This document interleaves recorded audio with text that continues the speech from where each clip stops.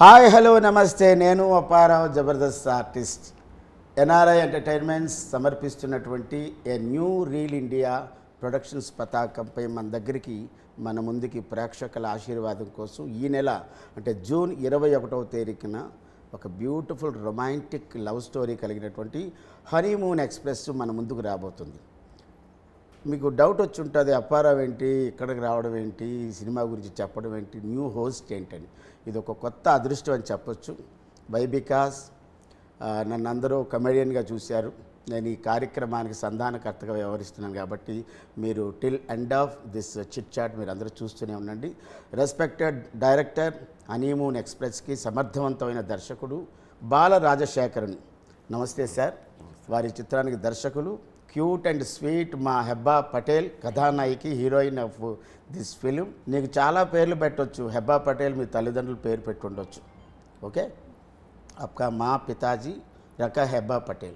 मैं बोल रहा हूँ hi smiley, hi lovely, hi beauty, hi sweetie, not but not the least hi naughty. Yes, ఈ naughty అనేది ఉండాలి.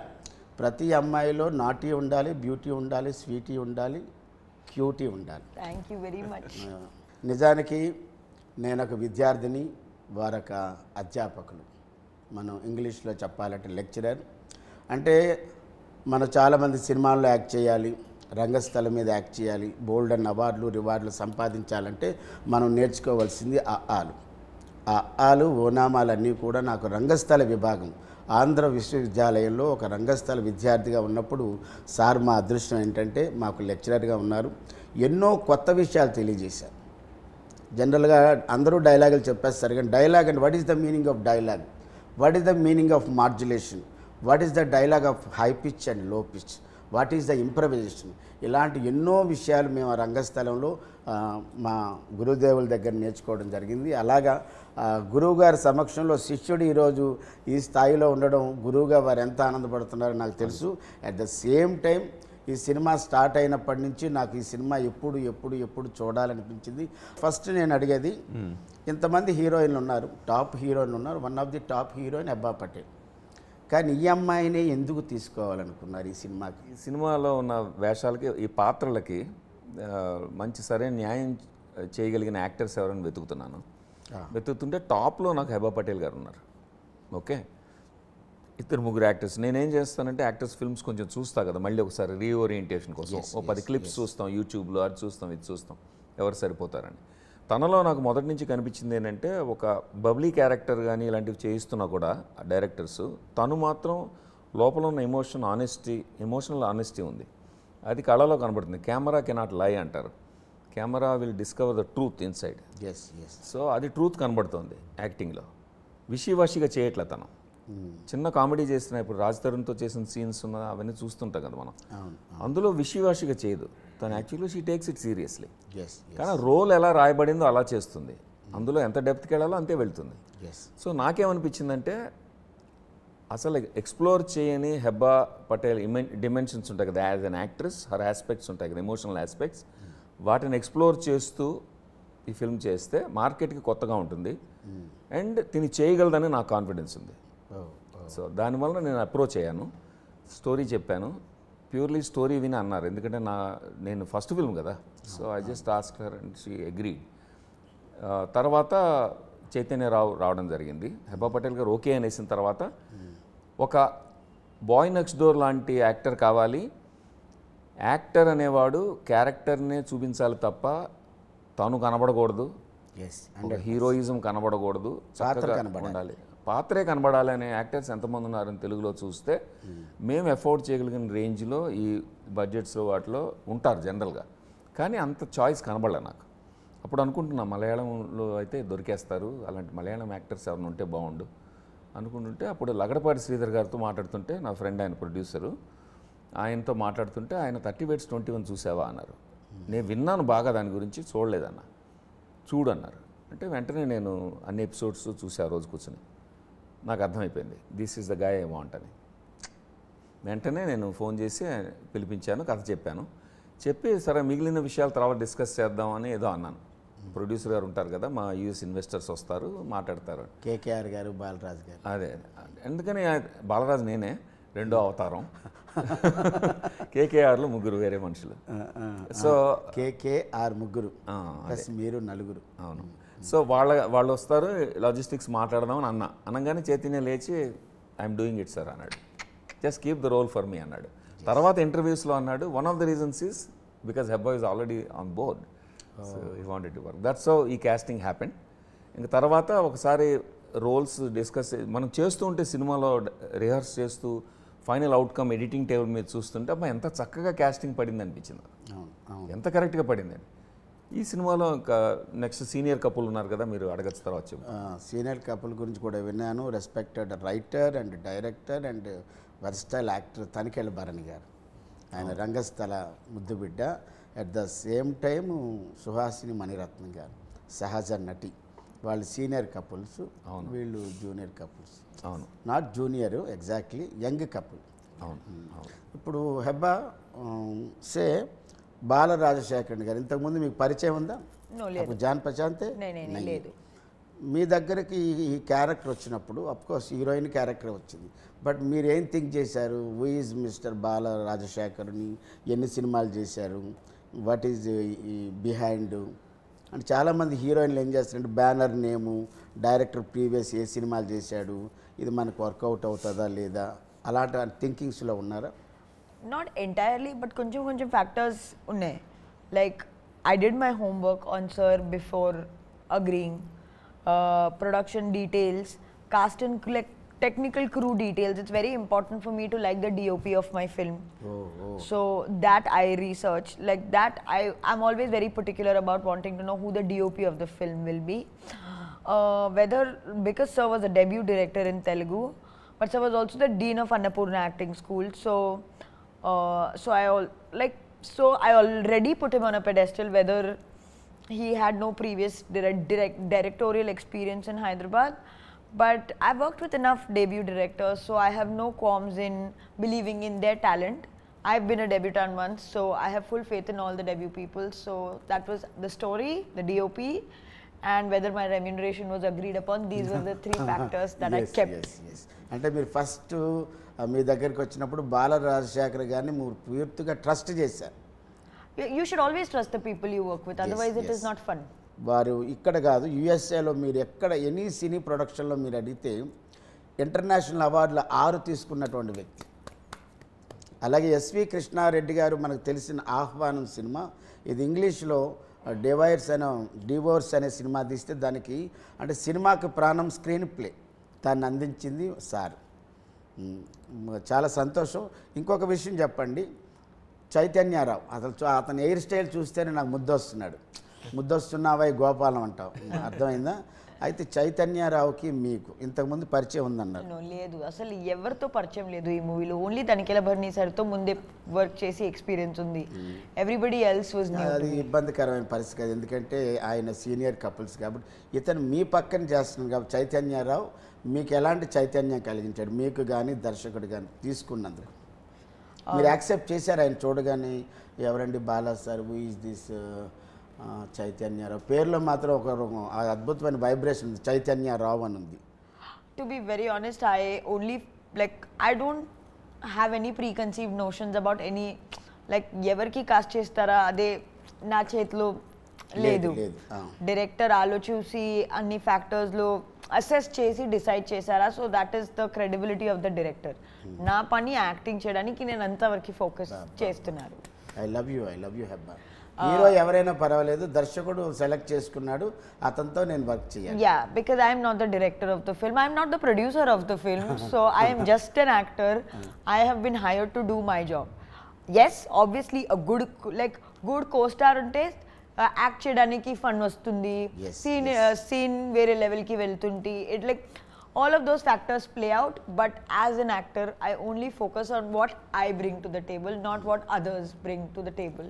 మీ ఇద్దరి మధ్య చైతన్యరావు హెబ్బా పటేల్ మధ్య మీ క్యారెక్టర్ పేరు హీరో? సోనాలి బంగారం. అబ్బాయి పేరు సినిమాలో ఈశాన్. మీ ఇద్దరి మధ్య కెమిస్ట్రీ బాగా వర్కౌట్ అయిందా? I hope so. నాకు నచ్చింది, ఆడియన్స్కి నచ్చిన తెలీదు, but I have liked it. చేసే వాళ్ళకి నచ్చితే ఆటోమేటిక్గా ప్రేక్షకులు నచ్చుతుంది. నాకు నచ్చింది. నీకు నచ్చితే సినిమా కూడా అందరికీ నచ్చుతుంది. ఎందుకంటే మనం సాటిస్ఫైడ్గా హ్యాపీగా మనం చేయగలిగితే అబ్బా భలేజ్ వచ్చింది ఈ సీను అనడానికి బాగుంటుంది కదా. అయితే ఇప్పుడు మీరు చైతన్యరావుని మీరు తీసుకున్నారు కదా, లగడపాటి వారి ఆయన ఇచ్చిన ఇన్ఫర్మేషన్తో మీకు దర్శకత్వానికి అబ్బా మాకు మంచి క్యాండిడేట్ దొరికాడు చైతన్యరావు, నిజంగా ఈ క్యారెక్టర్ చైతన్యాన్ని కలిగించాడు మీరు అనుకున్నారు సార్? అవును, అది 100% అనిపించింది. చేస్తున్నప్పుడు వర్క్ చేస్తున్నప్పుడే ఒక 2-3 షార్ట్స్లోనే Hebah is correct for Sonali and is correct for Eshan అని వెంటనే హ్యాపీ ఫీల్ అయింది. ఫస్ట్ డేనే నాకు అనిపించింది. Very good, very good. అంటే మేడ్ ఫర్ ఈచ్ అదర్లా ఉన్నారు కానీ మ్యాడ్ ఫర్ ఈచ్ అదర్లా లేదు. Yes yes, super. Made for the their own character and made for each other on screen అన్నట్టుగా చేశారు. Oh super sir. ఇక్కడ ఒక దగ్గర చూశాను సార్, ఆర్పి పట్నాయక్ సార్ ఉన్నారు. ఆయన దీనికి బ్యాక్గ్రౌండ్ స్కోర్. బ్యాక్గ్రౌండ్ అంటే ఆర్పి పట్నాయక్ గారు అంటే ఒక జానపదాన్ని ఉర్రూతులూగించినటువంటి వ్యక్తి. అవును, ఒక 20 ఏళ్ళగా గాజువాక అనే పాట కానీ ఏది తీసుకున్నా ఉంటుంది. అతన్ని మ్యూజిక్ డైరెక్ట్గా కాకుండా ఆ బ్యాక్గ్రౌండ్ స్కోర్కి ఎలా తీసుకున్నా, ఆయనలో ఏమి నచ్చింది సార్ మీకు? ఆర్పి పట్నాయక్ ఇప్పుడు అపారో నువ్వు నేను ఎట్లా ఫ్రెండ్సో, ఆర్పి పట్నాయక్ గారు మేము లాంగ్ టైం ఫ్రెండ్స్. వైజాగ్ నేను రాకముందు నుంచి ఫ్రెండ్ నాకు. సో మా సర్కిల్ ఒకటి ఉంది, ట్రైలక్ బ్యాచ్ అని. ఆ ట్రైలక్ కెఫే అని ఒక హోటల్ ఉంది, కేఫ్ అంటారు కదా ఇక్కడ, ఇరానీ చాయ్ కెఫే. అక్కడ ఆర్పి పట్నాయక్, చంద్రసిద్ధార్థ అందరూ ఒక గ్రూప్ ఉన్నారు మా వాళ్ళు. Chaitanya Prasad, you name it, Chaitanya Prasad lyric writer, ఇట్లాగా అందరూ ఒక గ్రూప్ కలిసేవాళ్ళం అనమాట. ఇప్పుడు మేము అందరికీ ట్రైలక్ బ్యాచ్ అని గ్రూప్ ఉంది. దశరథ్, ఇట్లాగా మొత్తానికి ఒక 10-15 మంది అందరూ సెలబ్రిటీస్ ఈ రోజున. మేమందరం కలిసి అక్కడ we're aspiring filmmakers, good friends. సడన్గా నేను యూఎస్ వెళ్ళిపోయాను, నేను ఒక్కడనే, వాళ్ళందరూ ఇక్కడ ఉన్నారు. వచ్చేప్పటికి అందరూ సెల్ఫీలు ఇస్తున్నారు. సో ఆర్పి గారితో వర్క్ చేయాలి, ఈజ్ అ గుడ్ ఫ్రెండ్, అదొకటి notion. Plus this I mean my wish and Dzire. Kalyan Malik గారు జనరాసిటీ ఉంది ఆయనకు, ఒక ఆర్టిస్ట్కి విశాల హృదయం ఉండాలి. ఈ సినిమాలో 3 పాటలు ఆయన కొట్టిన తర్వాత, ఆయన కంపోజ్ చేసిన తర్వాత 4వ పాట టైటిల్ సాంగ్ కోసం అని ఒక గెస్ట్ కంపోజర్ని తీసుకురావడానికి అలౌ చేశారు ఆయన.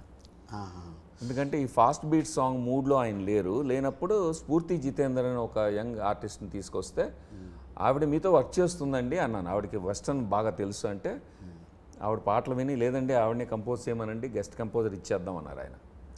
సో అప్పుడు నాకు అర్థమైంది ఆయన is a very generous artist at heart. ఆ తర్వాత ఆయన ఈ సినిమా మనం పోస్ట్ ప్రొడక్షన్ టైంకి చాలా బిజీ అయిపోయారు, మల్టిపుల్ ఫిల్మ్స్ ఉన్నాయి ఆయనకి రిలీజెస్. ఆ మధ్యలో బ్యాక్గ్రౌండ్ స్కోర్కి ఆయన దగ్గర నుంచి టైం తీసుకోవడం మంచిది కాదనిపించింది. ఆయనే అన్నారు, అంటే పర్వాలేదు సార్, నేను I can try different person అంటే ఇట్స్ ఓకే అన్నారు. అప్పుడు ఆర్పి దగ్గరికి వెళ్ళా, చెప్పాను ఆర్పి పాటలు లైన్ అంటే కళ్యాణ్ మాలిక్ గారు అంటే నాకు చాలా ఇష్టం అన్నాడు RP. First of all RP loves his music, అది ఇంపార్టెంట్. ఇప్పుడు తను అన్నాడు, ఇప్పుడు ఆర్పి కూడా ఇంగ్లీష్ ఫిల్మ్స్ చేశారు ఆయన. I was the consultant for him, ఏమీ అని ఇంగ్లీష్ ఫిల్మ్స్ హాలీవుడ్లో చేసిన వాటికి నేను కన్సల్టెంట్. సో అప్పుడు మేము ఇంగ్లీష్ హాలీవుడ్ ఫిల్మ్స్ చూస్తూ బ్యాక్గ్రౌండ్ స్కోర్ వేరు, సాంగ్స్ వేరు హాలీవుడ్ ఫిల్మ్స్లో.